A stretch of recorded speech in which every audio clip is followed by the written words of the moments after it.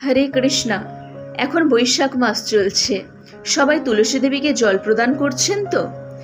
সারা বছরের 12টি মাসের মধ্যে 3টি মাসের মাহাত্ম্য অনেক। মাঘ মাস, বৈশাখ মাস আর কার্তিক মাস মানে দামোদর ব্রতের মাস। মাঘ মাসে স্নানের মাহাত্ম্য, আর বৈশাখ মাসে জলদানের মাহাত্ম্য, আর কার্তিক মাসে দামোদর ব্রতের মাসে দীপদানের মাহাত্ম্য। তো এখন আমরা বৈশাখ মাসে রয়েছি। অবশ্যই প্রত্যেকে তুলসী দেবীকে জল প্রদান করবেন, আর এই মন্ত্রটি অবশ্যই উচ্চারণ করবেন। কি? গোবিন্দ বল্লভাং দেবীং ভক্ত চৈতন্য কারিণীম স্নাপয়ামি জগদ্ধাত্রীং কৃষ্ণ ভক্তি প্রদায়িনীম। এই মন্ত্র উচ্চারণ করে জল প্রদান করলে তুলসী দেবী কৃষ্ণ ভক্তি প্রদান করবেন।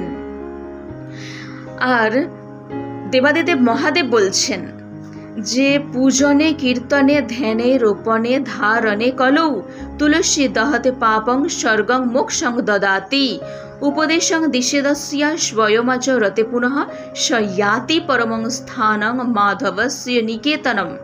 অর্থাৎ কেউ যদি কলিযুগে তুলসী দেবীকে পূজা করেন, কীর্তন করেন, রোপণ করেন, তুলসী মালা কণ্ঠে ধারণ করেন, ধ্যান করেন, তাহলে তুলসী দেবীর কৃপায় কি হয়? সমস্ত পাপ দূর হয়ে যায়। আর তখন কি হয়? তিনি স্বর্গধামে যেতে পারেন, এমনকি পরম ধামেও যেতে পারেন।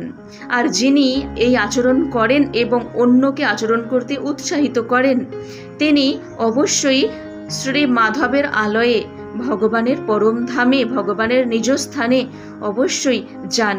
তাই অবশ্যই আমাদের করণীয় কর্তব্য হলো নিজে তুলসী দেবীকে পূজা করব, তুলসী দেবীকে জল প্রদান করব, আর অন্যকে উৎসাহিত করব। তবেই ভগবানের কৃপা আমরা লাভ